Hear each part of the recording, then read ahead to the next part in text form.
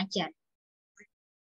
Dalam pendidikan agama Kristen, dalam kegiatan belajar mengajar tentunya peran pengajar sangat penting, sebagaimana dikemukakan oleh Nasution. Dikatakan bahwa dalam proses belajar mengajar, peranan guru tentu sangat penting.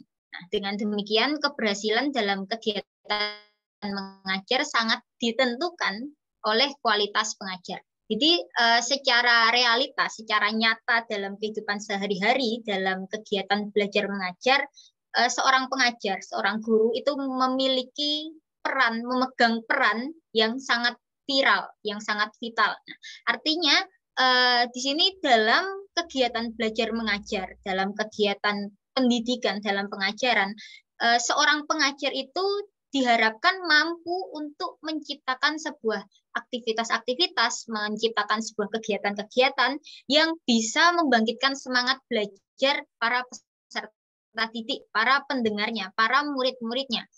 Sebagai contoh, ketika di tempat saya ada PAUD, jadi setiap pagi sebelum anak-anak ini masuk kelas, mereka pasti diajak untuk bernyanyi, diajak untuk bergerak, diajak untuk melakukan aktivitas-aktivitas kecil, sehingga ketika gurunya, miss-missnya mulai memberikan pembelajaran, mereka ini sudah semangat, mereka sudah siap. Biasanya kalau anak-anak kecil kan, kalau tiba-tiba, ayo belajar sekolah, mereka masih mogok, mereka masih malas, mereka masih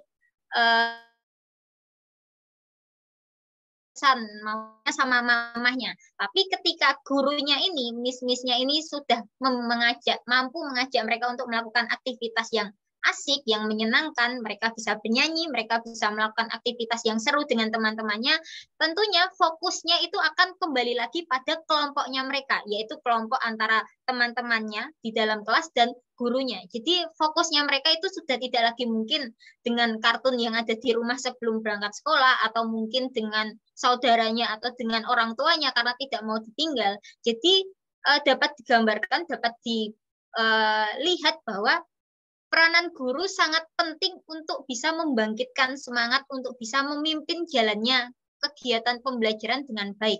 Nah, kegiatan belajar mengajar sebagai bentuk interaksi, sebagai suatu pembelajaran merupakan interaksi antara peserta didik dengan guru atau bagaimana pemegang peran pengajar dalam kegiatan belajar mengajar harus mampu untuk memikirkan seoptimal mungkin untuk mengupayakan sebagaimana mestinya terjadinya interaksi yang baik yang antara peserta didik dengan komponen-komponen lainnya. Nah, di sini di buku yang kami baca, Yusri Panggabean itu mengatakan bahwa guru mampu berperan sebagai pemimpin, baik di dalam sekolah maupun di luar sekolah.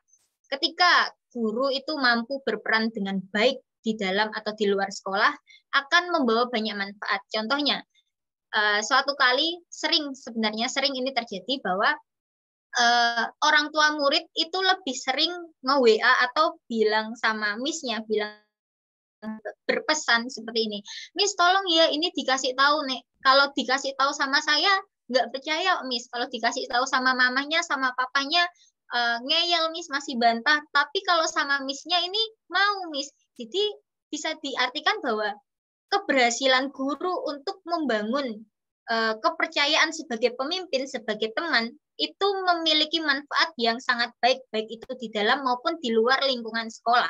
Nah, secara nyata guru juga dituntut supaya bisa menciptakan situasi belajar yang sangat kondusif, yang mampu mengorganisir supaya pembelajarannya, siswanya, muridnya itu bisa secara efektif dan efisien.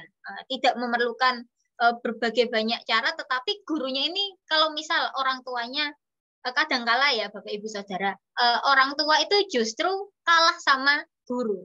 Kadang orang tua itu masih bingung caranya buat menghadapi anaknya ini, tapi kalau guru itu muridnya itu lebih nurut sama gurunya. Ini seringkali terjadi. Jadi interaksi antara pengajar dan peserta didik dan komponen-komponen lainnya yang ada di sekitarnya, yaitu kegiatan-kegiatan yang termasuk dalam kegiatan-kegiatan pembelajaran itu sangat penting. Nah, oleh sebab itu pengajar sebagai pemimpin dalam kegiatan mengajar itu harus mampu mengkonsentrasikan, dengan kata lain kreativitasnya, ide-idenya harus ditularkan dalam kegiatan belajar mengajar. Selanjutnya, pada bagian ini akan dijabarkan pentingnya kreativitas mengajar secara khusus. Di sini maksudnya dari ilmu pendidikan atau ilmu mengajar. Next.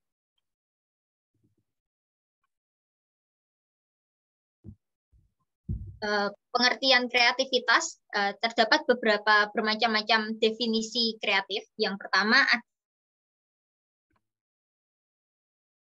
Munandar menyebutkan bahwa kreativitas dapat diartikan sebagai proses yang memanifestasikan diri dalam kelancaran, kelenturan, dan keaslian dalam pemikiran. Selanjutnya, sedangkan A.S. Munandar dikatakan memberikan definisi sebagai berikut. Kreativitas adalah kemampuan untuk membentuk kombinasi baru dari dua konsep atau lebih yang sudah ada dalam pikiran. Kombinasi baru tersebut dapat berbentuk suatu konsep yang abstrak, suatu benda yang konkret, baik itu produk atau jasa, atau suatu cara, teknik atau metode. Nah, ini sering sekali digambarkan dengan kegiatan-kegiatan yang bisa selalu dikembangkan oleh guru-guru PAUD ya. Karena di lingkungan saya banyak sekali guru-guru PAUD, jadi gambarannya itu kreativitasnya itu sangat menunjukkan bagaimana kreativitas mereka itu berperan penting dalam kegiatan-kegiatan tersebut. Definisi lain dikemukakan oleh Lawrence O. Richards, sini sebagai berikut, dikatakan sebagai berikut. Kreatif berarti yang mula-mula dipikirkan atau dibuat, yang bersifat menciptakan, dan yang produktif. Jadi kreativitas adalah kegiatan yang mendatangkan hasil. Apa yang dikerjakan, kreativitas, apa yang ada dalam ide, dalam pikiran, itu ada hasilnya, ada sesuatu yang dihasilkan. Jadi kreativitas adalah kegiatan yang mendatangkan hasil yang sifatnya baru, berupa inovatif, belum ada sebelumnya, segar, menarik, mungkin aneh kadang, mengejutkan, bisa juga berguna, lebih enak, lebih praktis, mempermudah kegiatan kita, memperlancar aktivitas orang, mendorong untuk mungkin lebih semangat, mengembangkan lagi hal-hal yang sudah ada, tapi dikembangkan lagi menjadi sesuatu yang lebih menarik, mendidik, memecahkan masalah, mengurangi hambatan, kemudian mengatasi kesulitan mungkin, dan mendatangkan hasil-hasil yang lebih baik. Berdasarkan kepada beberapa definisi tentang kreativitas tersebut, maka dapat disimpulkan yang pertama bahwa kreativitas menghasilkan suatu produk. Produk ini bukan hanya gambarannya produk berupa barang, tapi produk yang bisa dikatakan bahwa hasilnya, ada sesuatu yang dapat dirasakan. Yang kedua, originalitas atau keaslian, artinya produk yang dihasilkan merupakan sesuatu yang baru. Yang ketiga, yaitu produk dari kreativitas harus bermanfaat positif bagi kehidupan, khususnya bagi kegiatan belajar mengajar. Kemudian poin selanjutnya adalah mengajar. 3 penekanan pada mengajar yang serupa dikemukakan oleh si jabat. Menurutnya istilah mengajar dapat dimengerti dari segi yang berikut ini. Yang pertama, mengajar sebagai upaya untuk mentransfer, menyalurkan, mengirimkan pengetahuan atau pandangan, keyakinan, dogma, doktrin, atau teologia yang dimiliki kepada peserta didiknya. Yang kedua, mengajar sebagai usaha dari pengajar untuk menolong peserta didik sedemikian rupa dengan caranya pengajar tersebut sehingga dapat menemukan konsep diri secara benar. Yang ketiga, mengajar sebagai upaya pengajar untuk mengelola atau mengatur situasi sedemikian rupa sehingga peristiwa belajar dapat terjadi. Nah, pentingnya kreativitas dalam kegiatan selanjutnya, Pak. Pentingnya kreativitas dalam kegiatan belajar mengajar pendidikan agama Kristen, yaitu mengajar kreatif penting untuk dipahami, baik itu bagi para pendidik, yaitu guru, terutama dalam kaitannya, dalam hubungannya dengan tugas dan tanggung jawabnya. Jadi seorang pendidik tentunya memiliki tugas dan tanggung jawab sebagai pendidik dan pengajar dalam membimbing atau mengantarkan peserta didik kepada pertumbuhan dan perkembangan prestasinya secara optimal. Pengajaran yang kreatif penting untuk membuat peserta didik menikmati. Bukan hanya mereka bisa menerima, bukan hanya mereka mendengarkan duduk manis, tetapi digarisbawahi bahwa bagaimana supaya peserta didik ini bisa menikmati pengalaman pembelajarannya, membawa kepuasan tersendiri bagi pengajar, dan membuat pengajaran lebih efektif. Kalau misal siswa itu hanya datang sekolah, mendengarkan gurunya mengajar, duduk manis, dia mendengarkan, tidak melakukan kegiatan yang mungkin mengganggu perhatian lain, artinya ya dia baik di kelas duduk mendengarkan, tapi ya kita nggak tahu hasilnya seperti apa. Tapi ketika sang guru ini bisa memberikan interaksi yang lebih, tentunya itu akan menarik perhatian bagi peserta didik, sehingga dia tidak hanya mendengarkan, apakah kita nggak tahu dia ngerti atau enggak, tapi ketika seorang pendidik bisa memberikan interaksi yang lebih, mengambil fokus mereka dengan baik, pasti peserta didik ini ada gambaran yang lebih dari apa yang sudah gurunya ini sampaikan. Kemudian mengembangkan sifat kreatif dalam kegiatan belajar mengajar pendidikan agama Kristen. Ini mungkin next. Oke. Setiap orang mempunyai potensi kreatif tersebut. Setiap orang memiliki kreativitasnya sendiri-sendiri. Nah, dalam hal ini Sally menyatakan bahwa kreativitas adalah kualitas ide-ide, tingkah laku, dan produk yang dapat dikembangkan oleh setiap orang. Maka lakukanlah. Kemudian Martin menyebutkan bahwa Allah menanamkan sifat kreatif pada setiap orang. Jadi setiap kita, setiap pribadi, Tuhan itu sudah memberikan sifat kreatif yang berbeda-beda. Karena Allah itu kreatif, maka guru yang berjalan bersama Tuhan akan kreatif pula. Sebagaimana Tuhan mengajar, sebagaimana Tuhan memberikan contoh-contoh dalam kehidupannya, begitupun kita bisa mencontoh bagaimana Tuhan melakukan pengajaran-pengajarannya. Kaitan Allah bagi pengajar. Si Jabat mengatakan bahwa seorang guru sebagai pengajar Kristen sudah tentu sangat memerlukan ketergantungan terhadap kuasa, urapan, dan keahlian Roh Kudus. Sebab dialah yang sanggup membuka mata hati orang untuk memahami kebenaran. Bandingkan dengan Efesus 3 ayat 16, 17, dan 18. Kita bisa lihat nanti. Kemudian ia pula, si Jabat juga masih menyatakan memberikan ide-ide baru dalam masa persiapan dan bahkan sementara melakukan tugas mengajarnya. Jadi sangat penting bahwa seorang guru yang kreatif, terutama guru Kristen, bukan hanya mengandalkan kreativitasnya saja atau mengandalkan kecerdasannya saja atau mengandalkan keterampilan bagaimana dia sudah lama menggeluti hal itu, tetapi seorang guru, seorang pengajar yang baik adalah seorang yang memiliki hubungan yang baik dengan Tuhan, yang mengandalkan Tuhan, yang mengandalkan Roh Kudus untuk selalu memberikan urapan-urapan hal-hal baru dalam kegiatan belajar mengajar. Nah, dengan demikian, kreativitas adalah keterampilan yang dimiliki oleh seseorang, yaitu pengajar, dalam kegiatan belajar mengajar. Kemudian, next.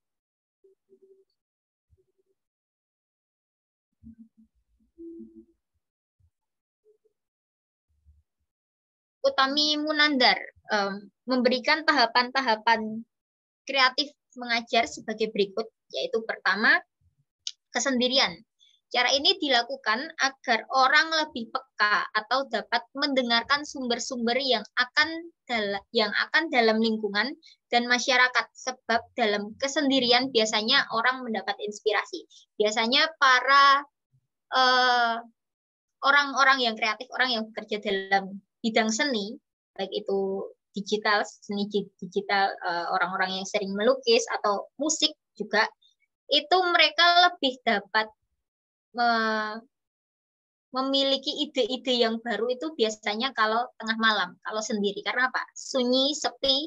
Jadi tidak ada yang mengganggu pikiran mereka, tidak ada yang mengganggu suara-suara, mungkin sudah mulai reda, nggak ada yang berisik-berisik lagi. Jadi komponen-komponen untuk mereka bisa memiliki ide-ide yang baru itu muncul ketika mereka dalam kesendirian, ketika mereka dalam kesunyian. Kemudian yang kedua, mengambil waktu untuk berpikir dan merasakan berguna untuk mengembangkan sumber-sumber yang ada dalam dirinya.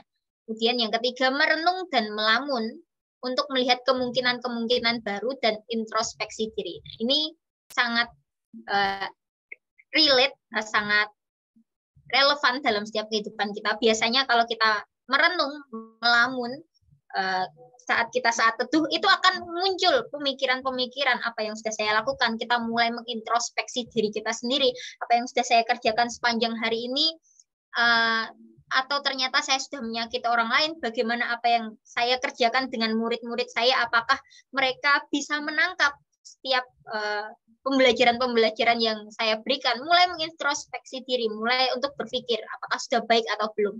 Kemudian yang keempat, berpikir bebas, yaitu cara berpikir yang bebas dari praduga, sehingga seseorang dapat menjajaki berbagai kemungkinan. Yang kelima, dengan kesiapan melihat atau analogi, membuka kemungkinan seseorang menggabungkan unsur-unsur yang ditemukan menjadi ide baru. Dan yang keenam, dengan menunda kritik. Ini pertimbangan atau penilaian memberikan sebuah peluang untuk ide-ide kreatif. Yang ketujuh, menggunakan konflik sebagai motivasi untuk berkreasi. Biasanya orang memiliki sebuah inovasi yang lebih besar lagi, memiliki dobrakan dalam kehidupannya ketika mereka ada di dalam sebuah konflik, ada di dalam sebuah situasi di mana mereka menemukan jalan buntu. Ketika mereka rasanya seperti tidak ada harapan lagi, tetapi justru pada saat-saat seperti itu biasanya motivasi-motivasi baru, kreativitas-kreativitas yang muncul justru akan mengubah sekali kehidupan mereka. Kemudian yang kedelapan, kesiagaan, disiplin, dan belajar keras akan menghasilkan karya-karya kreatif. Tentunya ini sangat benar bahwa apa yang kita kerjakan itu tidak mengkhianati hasil. Artinya kedelapan tahapan tersebut sebagai sikap dan cara dari seorang pengajar untuk menjadi kreatif harus diutarakan, dilaksanakan dalam kegiatan belajar mengajar. Lee Weaver menekankan sikap yang harus dimiliki oleh seseorang supaya kreatif, sedangkan Utami Munandar menekankan langkah-langkah praktis. Nah, keduanya ini sangat sama-sama pentingnya, sangat penting bagi kehidupan pengajar, dalam mengembangkan cara kegiatan mengajarnya, baik itu dari sikap mengajar yang kreatif, baik itu dari perilaku, baik itu dari hal-hal baru yang akan mereka kerjakan. Dari hal-hal yang sudah saya sampaikan dapat saya gambarkan bahwa sebagai pengajar yang kreatif, terutama pengajar Kristen, pendidik Kristen, hal-hal kreatif itu menjadi tanggung jawab dalam setiap kehidupan kita. Kita harus bisa melakukannya. Terlebih semua hal itu harus kita imbangi dengan keterkaitan hidup kita, kebergantungan kita dengan Roh Kudus, dengan Tuhan. Kita tidak bisa, mungkin kita bisa, orang-orang di luar sana bisa mengajar dengan memberikan materi-materi mereka yang mereka miliki. Tetapi sebagai pengajar Kristen, tentunya kita tidak hanya memberikan makanan yang mentah, tetapi melalui makanan itu murid-murid kita yang mendengarkan, para pendengar-pendengar kita, itu bisa merasakan sesuatu yang berbeda dari apa yang dijelaskan oleh para pendidik, para guru, para dosen. Demikian yang bisa saya sampaikan. Waktu selanjutnya kami serahkan pada rekan saya. Oke, terima kasih. Tepuk tangan dulu untuk Rebe, berberkati.